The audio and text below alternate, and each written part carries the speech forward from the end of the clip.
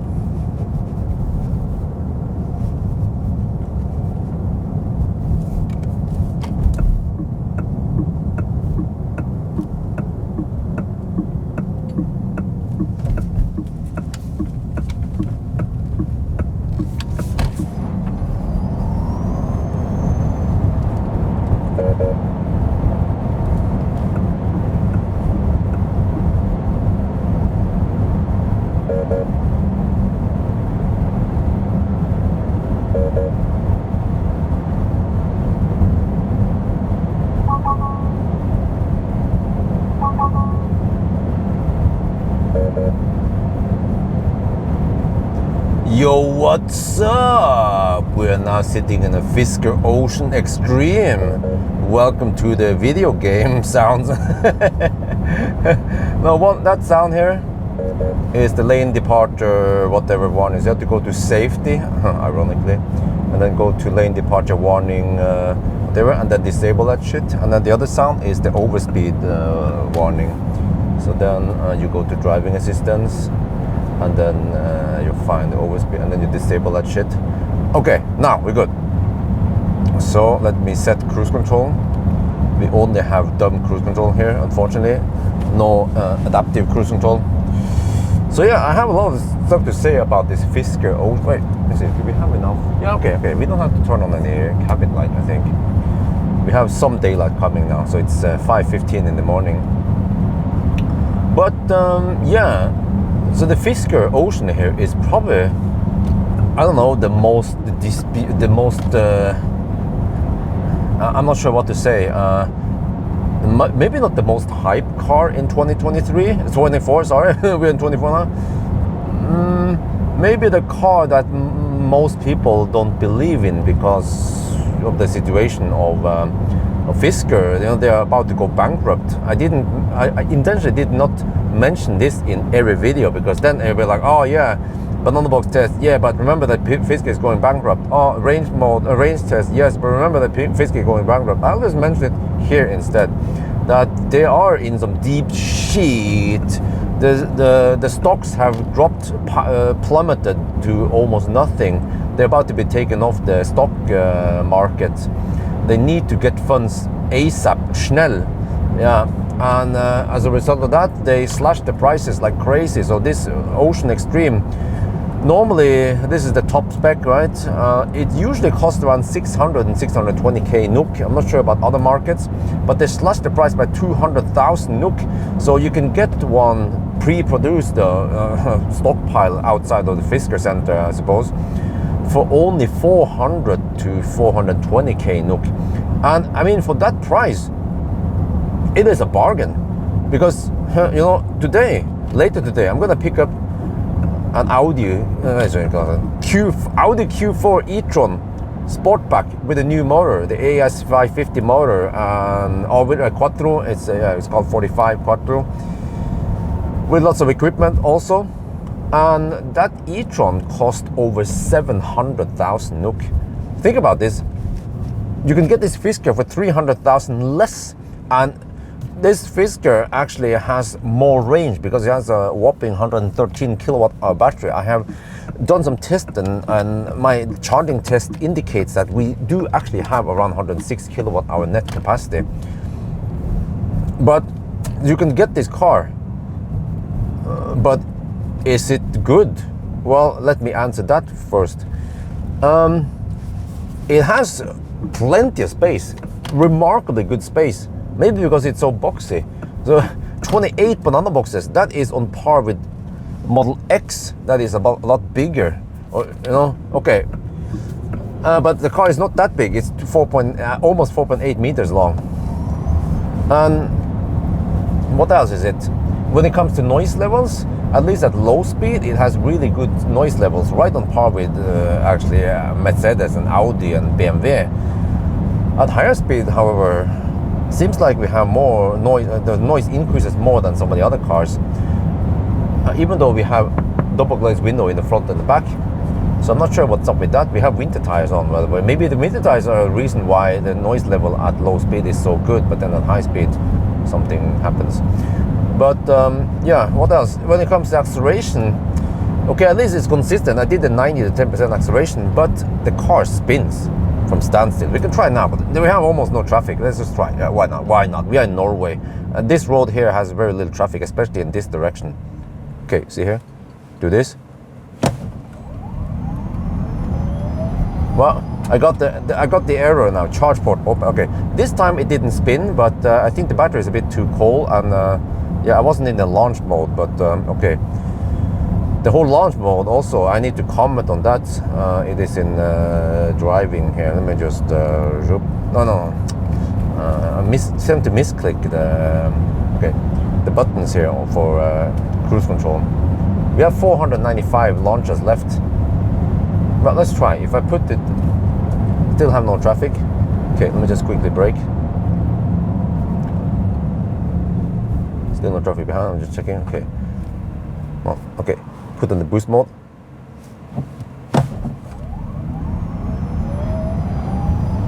Okay, that was the boost launch thing. It's not that fast because I suspect the battery is too cold, but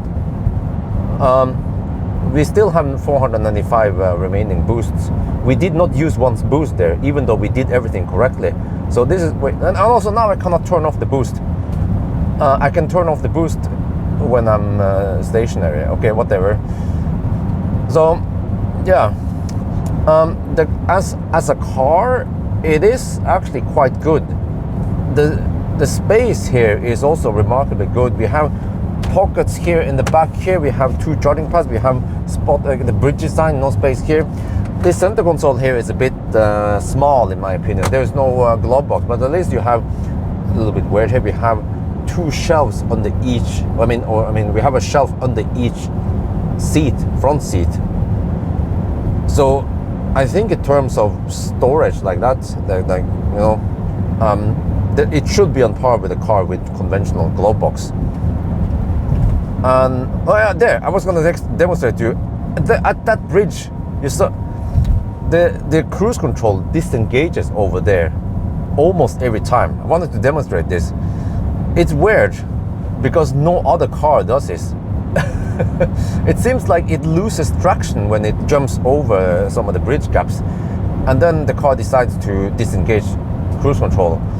I know it is somewhat common that if you lose some traction, if you have some wheel spin in snow or in wet road and you just happen to use cruise control, most cars, they will also disengage cruise control, but it seems that the threshold here is a little bit lower. So, and okay, I should also mention that the charging is I mean, it's okay. It's 170 something, roughly 170-ish kilowatt. It seems to cap at 450 amp, and the voltage is around 400-ish something. So the charging curve is roughly on the same level as a Q8 Fat e-tron, which is, I mean, it's okay, but it's for a 113 kilowatt hour battery, it's not surprisingly good or anything, you know. So 113 kilowatt hours should be pumping in at least 250 to 350 kilowatts. But I mean, it is still okay. Yeah, it's not terrible. You know, something terrible would be maybe Lexus UX300E or yeah, okay. But so it's okay there at least. And then in 1,000 kilometer challenge, it actually did it well. It did it in 10 hours and 15 minutes, and that just happened to be 15 minutes faster than Fat e-tron. I'm not sure why. Yeah, maybe because this car charges faster than a Fat e-tron initially, and then I was riding roughly on 55-60%. Yeah, that could be the reason. But I gotta say, man, this Fisker, something weird happened during 1,000 kilometer challenge. When the temperature dropped below 0 degrees Celsius, when it was around 0 to -5 degrees Celsius, the Fisker here became extremely thirsty, incredibly thirsty. We are talking about 377 watt-hour per kilometer. That is just insane. Like, did I forget to unhook the trailer? No, I didn't. But I was in fun mode. Now I just happen to be in hybrid mode. Let me switch over to fun mode. But I'm not sure, but it seems like fun mode might increase the consumption by a significant amount. Could be something between 5 and 10%. I haven't done the measurement there. But I use fun mode because supposedly earth mode locks the front. I mean, it locks the front motor only, and then so it becomes front wheel drive. And even if you accelerate, we can test it now. The way it works is that it's supposed to be like that, but when you use some power, you still don't engage the rear motor. Unless you floor it and there is about 1 second delay, then stuff happens. So let me demonstrate. Now I'm in earth mode. The car is not that fast, but if I floor it, there's a little delay, and then it actually temporarily goes over into fun mode or hyper mode. So it doesn't become like chill mode, because chill mode in Tesla actually locks the maximum power to 200 kilowatt, regardless of if you floor it or not. That's one of the reasons why I don't like chill mode. But here it has this weird algorithm. Most other cars, even if you are in some kind of range mode or whatever, as soon as you stomp on the accelerator, you will get full power within milliseconds. So, or at least not full power, maybe 80% power. It depends, like BMW and some of the other cars. You have to be in boost mode to unlock all the power. But why did I use, what was it again? Fun mode during some of the stretches in 1,000 kilometer challenge? Well, it was so cold that for some reason, when you are in earth mode, I can hear it. The HVAC goes into some stingy mode, and it became cold in here. You know, I had the HVAC dial up all the way to 25 degrees Celsius, and in earth mode, it was still significantly colder than in a Tesla or an Audi or a Korean car. So I was like, okay, whatever, let me just use fun mode. And then the consumption went sky high. That could also be because it has poor aerodynamics and quite big frontal area. But then I found out that the trick is that if you want to use earth mode, if the drivetrain becomes inefficient in fun or hyper mode, what you can do is you can use earth mode, but then you dial up the temperature all the way to 30 degrees Celsius, and then you will have heat and comfort level on par with Tesla or the other cars at 21 degrees Celsius. I don't know how the heck this thing was tuned, because when morning came during that 1,000 kilometer challenge, the sun came up, then suddenly 30 degrees Celsius became too hot. So, you know, that's the whole point of having an automatic HVAC system, is that the HVAC system is supposed to take many parameters in consideration, outside temperature and so on, right? Maybe speed, whatever. And then it will compensate. If it's cold outside, it will run the HVAC at higher rate. And then if it's hot outside, it will even cool down. But here it seems like the HVAC is poorly programmed. Some students made some if and then else whatever, and it just goes in some kind of dumb mode. Yeah, I don't know what the heck is up with that, but yeah. So you have to keep changing the temperature based on the weather conditions, you know. At least there is a direct button here to change the temperature, which is very nice. But okay, so in that regard, yes, when it comes to headlights, they are fairly bright, at least the low beam, but the high beam has poor spread. So just get some LED bar, slap down some laser Elite 18, and then be done with it. Ferdig snakka. Yeah, go to Bilkomponent, they are awesome. They can install it for you, and you get some discount from my link. So yeah, and then what else? Yeah, so overall though, as a car, the comfort, yeah, the seats also feels good to sit in. Okay, I don't have ventilated seat, I don't have massage, but I'm actually not missing it too much. But the seats are a bit flat, so when you try to toss it around corners, you feel like, there's not too much side support here. But I mean, it's not a sports car. Yeah, speaking of that, I should mention, I think MKBHD, I watched MKBHD review of the version 1 and then the version 2 also, but on purpose I did not want to watch it before I got my own experience about things, because I don't want my opinions about this car to be colored by other people's opinions. But it turns out that the stuff I found annoying, other people and also MKBHD also found it to be annoying. For example, the fact that this instrument cluster here, the speedometer, there's like a background thing that is a bit red when you're outputting power, and then it turns into blue when you're regenning, and it switches like that, and it has this little wavy thing. It is useless and it is annoying, especially at night. I notice it. MKBHD don't notice it also. But one thing that the MKBHD guy kind of made a little fuss about was that the whole counter here, the launch counter. It's like, why is there even a launch counter? Well, we have 495 launches left, and as I have tested myself, many launches they don't count down because the software is buggy.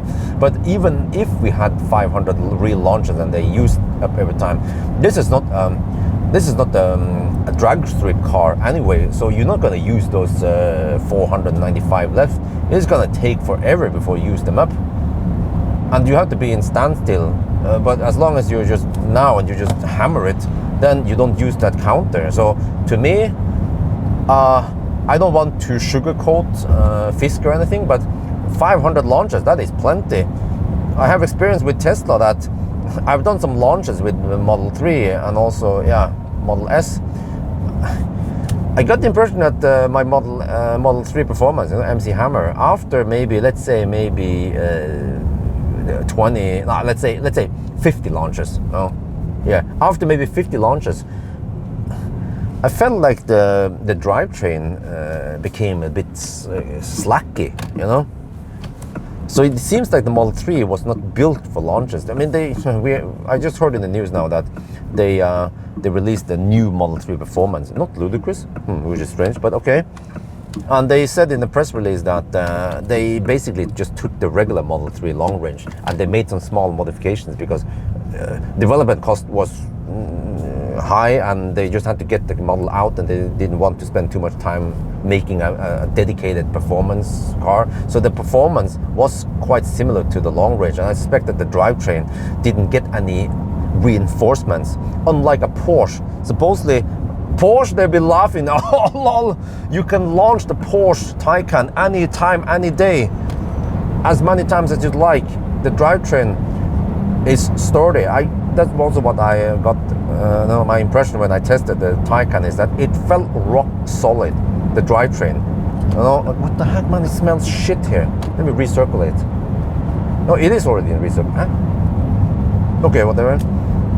Okay, so about those launches, 500 launches, plenty. Don't care about it, you know, don't make a fuss about it. That's my claim. And yeah, what else is it? Let me just cruise, all right. I had to pay attention. I have no adaptive cruise control. Okay, so what I found out is that the car itself performs quite well. I mean, it's not outstanding in any way, but it either performs above average, for example, noise, or some of the other stuff, or right around average with some other stuff, right, as I mentioned. So that's how the car is. When it comes to software, holy macaroni, the software is buggy. The software is probably the worst I've ever experienced with any car. It is buggy, it is laggy, it is messy. There's errors popping up on my screen. When I'm driving, I will get errors that the charge port is open. It's not open. That seatbelt has a problem. And some other shit also popping up here and there. So, yeah. But on the other hand, buggy software is not unique. Let me get behind this guy. Because just actually, you know, the Volvo EX30 that I tested recently also has some weird bugs. Also the Brabus, you guys remember? Smart hashtag Brabus. In the map, in the navigation, if you click on any charging station in the map, the navigation will freeze. In the MG4, actually in the MG, at night, the screen appears to be too bright, but when you look at the screen brightness, it seems to be at the lowest setting. But you'll be like, huh? But then if you just adjust it up a little bit and down again, suddenly the screen becomes a lot darker. You know, like I have tested so many cars, I experienced that many cars, they have bugs, but the Fisker Ocean, even if it's on version 2, it seems to have more bugs than other cars, and slowness and lagginess. Like there's little things that kind of annoys me. For example, when I put on the high beam comes up quite quickly, but the user interface here updates it around half second slower than what it should be. Okay, no big deal, but there's one big deal, is that when you go here and you go to General, I clicked on General several times, there, and then you do the adjust steering wheel. When you adjust steering wheel, I can show you even, if I do this, you see from the moment I input it, there is a significant delay, plus that it goes kind of slow and it goes in chunks. It doesn't have that fine tuning. In a Tesla or in other cars, when you do this, it's instant. That's how it should be when you adjust something like a steering wheel. So the whole sloppiness here kind of reduces, makes my impression of the car worse. So the car itself, like I mentioned, is really good. I mean, not really good, but I mean it's okay. It's not that bad. But the software ruins it. And another weird thing, let me just check here. Yeah, this is kind of weird. Now we are in this adjust steering wheel mode, where you can adjust steering wheel, right? For some reason, you cannot adjust the volume. But if you click done here, then you can adjust the volume here. And also, the car is quite stingy. When you enter the car, and you have to press the brake pedal to fire up everything. You heard that dung, right? Then you fire up the HVAC. Okay, fine. But then after just 1 minute, the HVAC just turns off again. But the screen stays on, which is nice. But then the car is half off, because then if you enter the car, you can adjust the seat back and forth, you know. And you can go into the steering wheel adjustment. But then, when you try to adjust the steering wheel, nothing happens. So in order to adjust the steering wheel, you have to press the brake. And then you heard a dung, and then HVAC fires up, and then you can adjust the steering wheel. I was like, huh? Why? It is so weird user experience that you have to press the brake, and then why is it trying to save energy? It has a whopping 113 kilowatt hour battery. You don't have to save the energy. I mean, even I also don't like it that the Mercedes, all the Mercedes, like even the EQS, after just, I think for EQS it was around 10 minutes of idling, then HVAC will power down by itself. I'm like, dude, I mean, at least do it like Tesla in the old days. Tesla, I think it's still like that. If you don't do anything in the Tesla, after half an hour, the screen and the HVAC will turn off. Half an hour is still way better than 10 minutes. But then 10 minutes is still way better than 1 minute that this car allows you to do stuff before it powers down by itself. So, yeah, I mean, the list just goes on and on. Like, I had one scary experience. Oh yeah, let's not even talk about the rear. Like this, okay, this just doesn't happen now, but there's a button here to turn on the interior light in the rear. Right now I cannot turn it on for some reason. I don't know why. You guys see me press the button. There, now it's on. Okay. You can probably not see it. I'm not sure if you can see it. But many times during 1,000 kilometer challenge and during the launch test I did at night, that rear light just came on by itself. I suspect maybe it has something to do with when we go over bumps and then some stuff, just that button in the back, there's a button you could press there, maybe it's oversensitive, so it comes on by itself. Okay, that's fine, I have gremlins in the back. But when I want to turn it off, it is so hard to turn it off. You see, I press it, how? It's still on. Okay, how do I need to? How am I supposed to turn off that shit now? There. You know? Yeah, and that happened when I was driving off one day, at one night rather. And then when I discovered it, I was like, hey, wait, okay, maybe I have to go out and then go in the back and then press the button there, right? So that was what I was going to do. I was in drive, and then I was maybe just brain farting, so I forgot to press park. But then when I exited the car, when I was outside the car started rolling forward. I was like, oh shit! But then fortunately, park brake engaged. But I was like, wait, huh? Most other cars, when you do the same thing, when you forget to put the car in brake, as soon as you unbuckle and lift your butt off the seat, it will instantly engage park brake. It's a safety feature. You know, some people died because of the lack of that feature. And here, I tried again to replicate it. It didn't happen. It was maybe just one time it bugged. But the fact that it bugged kind of, yeah, worries me a little bit. So, okay. So, maybe I just stop talking about all the bugs I experienced. So the weird quirks and bugs and whatever. I could talk for hours about all the weird shit that I experienced with this car. It's just, bottom line is that the software needs improvements. It is unfinished, even the version 2. I have lots of ideas of how to improve it, to make things better for the user, for everyone. but it might be too late, because we should also talk about Fisker. And that, okay, so you can get this car, at least if you hurry now, you get the pre-produced cars, you can get them for a ridiculous price. Like it is unheard of that you can get such a spacious family car with all these features and the big battery and the charging and the range for 420k NOK only. But there's always a butt crack, which is that the crazy part is, do you dare to buy this car? What happens if Fisker goes bankrupt? Just it could be 6 months after you buy the car. What happens if something breaks? And also when it comes to software, yeah, I mentioned that we don't have adaptive cruise control and auto steer. Well, it will be implemented later, hopefully. Well, what if it doesn't become implemented? Then what? Then you're stuck there with a car that has dumb cruise control, like a 10-year-old Tesla, or actually 11-year-old Tesla.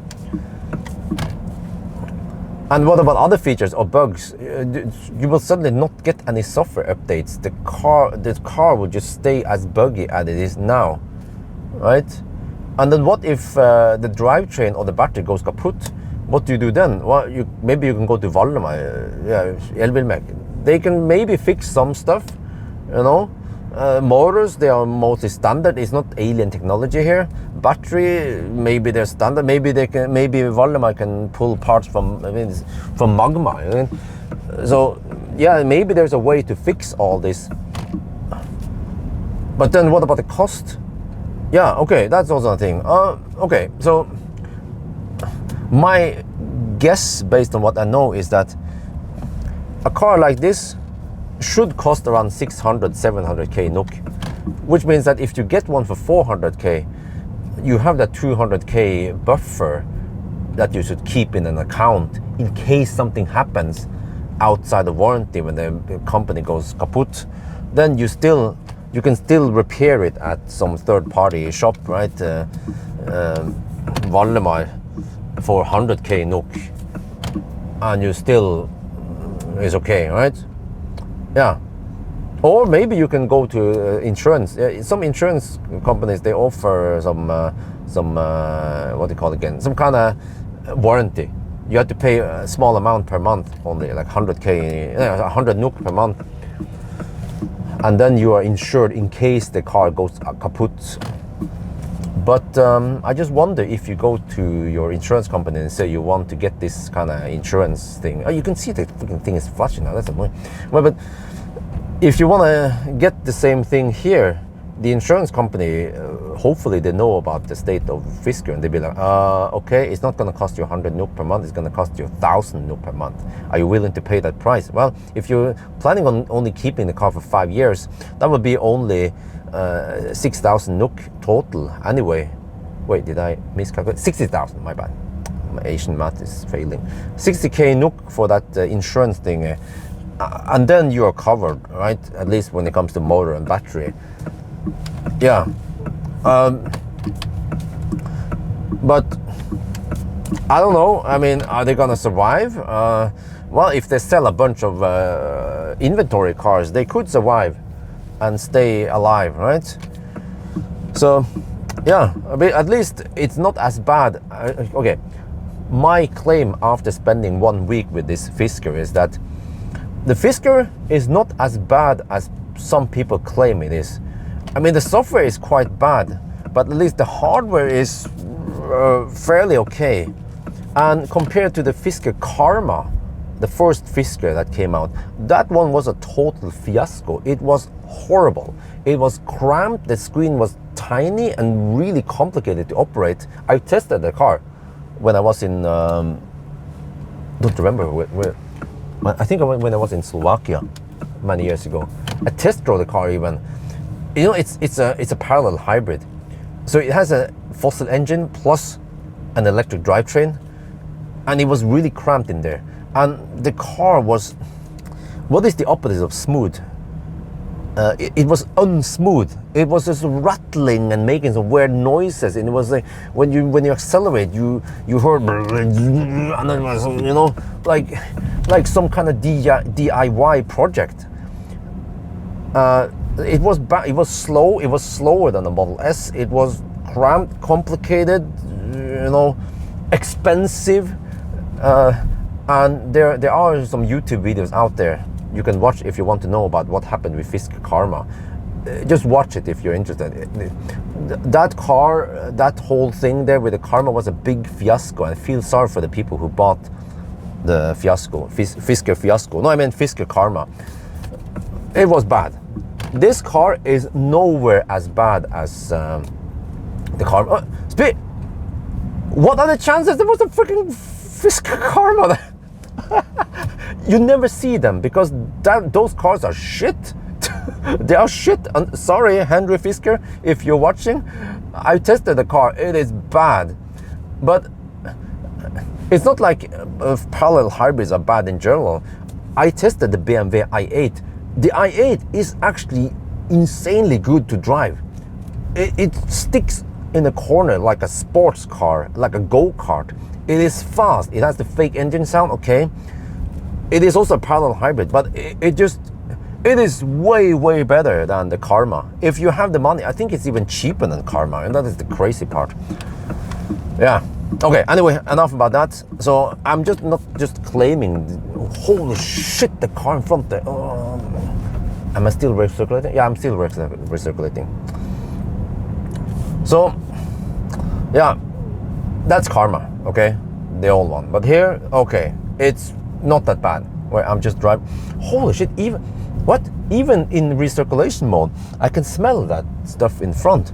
Wait, that means that the car is not that tight.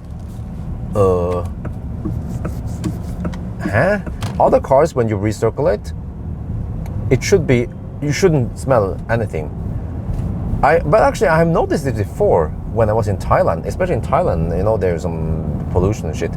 I noticed that there was some cars that also let in more pollutions than others, even when we are in recirculation mode. Because in Thailand, you want to ABC, always be recirculating. Yeah. So this car, okay, the Ocean is the same there.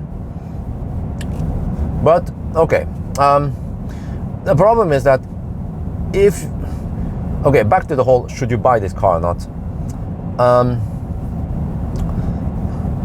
I'm trying to think here. It is actually, to me, it is not the worst car I tried. The worst car would probably be Lexus UX300E, or maybe the Xpeng G3 or something. You know, those are, or maybe even the Xpeng P7, the first gen, wasn't good. But actually, when it comes to MQBHD, I can approve. I can at least claim that for him, that is the worst car he has ever reviewed, because he doesn't review many cars. He's not a car guy. He's a tech guy. He knows a lot of shit about phones that I don't even know what the heck he's talking about. He is really good at reviewing tech phone. You can see his videos. He's like, the picture of the phone's a tech shop. He has this cool robot, and you can do the B-roll. You know, it's like, oh damn, you know, the sound is perfect. Everything is just. But when he reviews cars, if I didn't know that he was a big YouTuber with 15 million subscribers, I don't know how many he has, I would think he would be a noob car reviewer with 1,000 subscribers, because the images are kind of shitty. It seems like he's using a phone. The sound is shit. There is wind noise. He's not using a dead cat. The camera work is quite bad.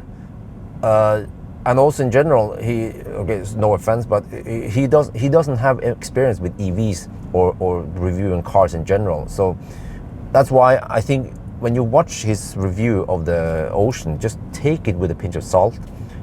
He's a bit outside of his comfort zone.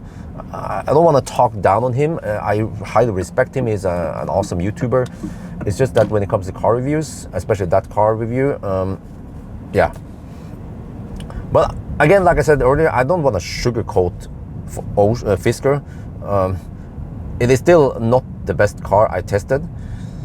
But if you're interested in one, then I just say, well, you just have to be willing to take that risk of things going kaput. Wait, maybe I should not recirculate anymore now. Let's see. There. Yeah. So if you want the car, it is not as bad as some people claim it is. At least my claim is that it is good in many ways. Yeah. Then it's up to you whether you want to buy it or not. But just be aware that things could go kaput. If you are a guy who consider Fisker but also consider other cars, well, remember that there is plenty of fish in the ocean. Lol. You don't have to buy this car. There is nothing about this Fisker that really stands out. Like, oh, the one and only, it is super efficient, or it charges really fast like a G9, or you know, it is not. There is nothing outstanding with this car. It just performs roughly average or above average, below average on some things. If you want fast charging speed and actually pretty good efficiency, go for Xpeng G9. G9 is remarkably good. If you want more premiumness, at least get some German car, but they're maybe more expensive. If you want efficiency, go for Tesla. You know, if you want, yeah. So there are plenty of other options than to go for Fisker. So, yeah, that's my takeaway after 1 week with this Fisker. So, what else should I say? Yeah, when it comes to suspension and so on, it is a bit bouncy sometimes. I feel like when I'm on the motorway, but when I'm just driving around town, it feels comfortable. It doesn't feel too harsh. but it also doesn't feel too boat. So it actually has okay ride, according to my taste at least. But what I don't like is that the throttle is a bit nervous. Yeah, like I don't know if you can, maybe hard to see, but it seems like the throttle has not been tuned that well compared to, for example, a Tesla again, or a Mercedes or BMW. On those cars you can have a smoother ride, a smoother transition between regen and acceleration. But here, yeah, you can switch over to Earth mode then. Yeah, but then you have the disadvantage with Earth mode. You can even hear that the fan now. Wow, the fan speed just went down like crazy. And then yeah, so. And then it always defaults to Earth mode every time you start driving anyway. So that's also another quirk, that it should remember, of course, what mode you used last time and then recall that mode. So overall, I mean, the car's performance is, well, I'm in fun mode. Yeah, the car's performance is okay. Yeah, it doesn't, there is nothing that really stands out that, oh no, that is freaking shit, man. Well, this lights might be a bit shit there. Yeah, okay, but I already mentioned it. I'm not gonna repeat myself. So yeah, I don't know if there's much more to say. Maybe no point of beating the dead horse. Well, okay, let's go over here. Yeah, let's do a little test here, a little driving test. This is also a driving test after all, but I tend to talk more than I test the car itself. But yeah, over here we have some cobblestones. You can test how the car rides over. Yeah, here. Let me see. Yeah, you see? It smoothens out the roughness. I like it. And also when I pick up the in-laws, we had wife in the front, and also wife's parents in the back, plus the baby, or the 2-year-old baby, lol. And it was still fine. Space-wise, the car was good also in practical, not just banana boxes, but actually people, humans. So let me see. Okay, but I can feel like it is not as smooth and even quiet going over the bumps as an EQS. So, you know, yeah, I mean, it's not that premium ride that you get in the expensive German cars, but you get what you pay for, right? You get an affordable car that has the upside, like I mentioned, and yeah, but at least it's not, I mean, it's not that bad. I keep seeing it bad, yeah. But I need to point out one more time that I have tested so many Chinese cars, and many of the Chinese cars, they are just outright bad, just like the Hi-Fi. The Hi-Fi software and even the hardware is not good. I had problem with charging. Software was super buggy, laggy, similar to here. And what else? Yeah, the car, like, even that steep hill test, it was just spinning the rear wheel, you know, even though it was overdrive. There was a Hi-Fi set. So you see, there are bad cars out there also on the market that performs really poorly. But this car is kind of not that bad. Yeah.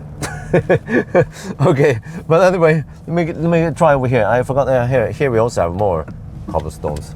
Nice place. I like Jessheim. I'm starting to like Jessheim. It's not as noisy and crowded and cramped as Oslo. Hey, what? Why did the HVAC suddenly go? Huh? Okay, here. Yeah, okay, yeah. Oh, burn! Yeah, okay, so we tested that. Yeah, so I mean, I have mixed feelings about this car. Would I buy it? 9. I would not buy this car, even if I'm neighbor with Valdemar and he can fix the car when it breaks down, because there's still basic stuff here in the software that needs to be fixed. And also the whole company, to me, is like, that is just too risky.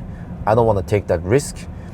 If they can sell more cars, if they can get in better shape financially, then I could consider it. But as of now, I would not buy the car. And also for me, I'm not a Fisker fan, so I don't care. You know, I can buy a German car instead. I could buy a Tesla instead. For me, I don't care. I'm that kind of person. So that's why, for me, I will stay away. But I'm not going to tell you if you actually want to buy a Fisker, if you are a Fisker fan. I'm not going to tell you to stay away from the car. I'll just say, yeah, just like I said earlier, you know, that, okay, go for it if you want to, but be prepared. So, yeah, I think I'll just end it here. It was a long speech about a little bit of everything, more than I normally talk about with other cars, since the, other car companies, they don't go bankrupt. Or I mean, they're not gonna go bankrupt. So yeah, and then maybe one last thing I need to mention is that how much did we consume now? We can see here we drove 52 kilometers roughly, yeah, but then what was the consumption? We don't know. All I know is that I started with 100% and then I have 86% now. Okay, let's do the math. Okay, I have to park back at Remen. The car is probably very thirsty also now when I just slowpoke. Let's see. So let me just stop over here. Well, we can just stop here actually. Just a quick one. Okay, let's do it here. Wait, dude, the light in the back went on again. Are you serious? This is exactly what I'm talking about. It's on again. Come on, turn off that shit. There, okay, it's off now. All right. I'm gotten better at the turning off the rear light. But it only happens on that side, not on the other side. But okay, let me see. 86%. So we spent, actually, okay, maybe I used 1% getting here. Let's say, let's say we started with 99% from the starting point. I didn't notice exactly how many percent we had, but if we spend 13% times 106 kilowatt hour, that's 13.8 kilowatt hour divided by 52 kilometers. Huh? The consumption for the whole test here, or the drive here, was 265 watt hour per kilometer. That is a bit high. It should be maybe lower than 250 at least. We've been driving a lot in the city also. So the car just seems a bit thirsty. I don't know. I don't think there is any heat scavenging here. I checked car scanner. There is no support of Fisker in the car scanner. So otherwise I would know battery temperature and whatever other stuff, what's going on. So I don't know what's going on under the hood here. But my gut feeling is that it doesn't seem like it has heat scavenging. It seems to be inefficient in many ways, aerodynamically, but also in the thermal management thingy. And also the car Colgate, I should mention that, yeah. It tends to also Colgate. When I did the range test, after the range test, I plugged in at 25%. And I've been driving first at 120 kilometers per hour and then later at 90 kilometers per hour. You know, and then when I arrived, and the car was parked in the garage and it's 10 degrees Celsius in the garage, quite constant temperature. The battery should be at least 15 to 20 degrees Celsius when I plugged in. I got only 28 kilowatt. And then it slowly ramped up to 33 kilowatt after around 10-15 minutes, I don't remember. And then suddenly, boom, 120 kilowatt. But still not 175 kilowatt. So this car, yeah, I should also mention, when you navigate, it does not have preheating. It does not have manual preheating. And when you navigate somewhere, let's say Rudshøgda from here, we have 86% battery right now. Waiting, there. Okay, and this is also weird. Why do I have to press go again? I already selected Rudshøgda. Okay. The car claims that we will arrive with 67%. Let me do some more math since we are already at this. 67%, we have 86% now. Okay, 86 minus 67 is 19%, okay. And then, so the car claims we will spend 20 kilowatt hour driving 106 kilometers. The car claims we will spend only 190 watt hour per kilometer. That's not going to happen, buddy. We have motorway, 110 kilometers per hour speed limit all the way. So according to my estimation, we should not arrive with 67%, but more like, well, I haven't done the math here, but maybe just 60% or 55%. So the car is way off when it comes to that. If the estimation is that bad, then it is pointless. You know, You know, the crazy part is that even if I drove at 90 kilometers per hour all the way to Rudshøgda, my consumption would be around 220, 230 watt hour per kilometer. And I would go under the speed limit. It's 110 zone. I would be driving at 90. And the car, remember, 220, 230 was the consumption. I've already tested it. Car claims that it will consume 190 watt hour per kilometer. And nowadays we also have wind from the north. We have headwind. So the thing here, its estimation here is useless. Yeah. So yeah, this is what I experienced. You got a lot of information condensed now in a very long video. But I think I'm just going to end it here. So yeah, thank you. Wait, okay. I hope you guys enjoyed the video. As always, thank you for watching and talk to you later.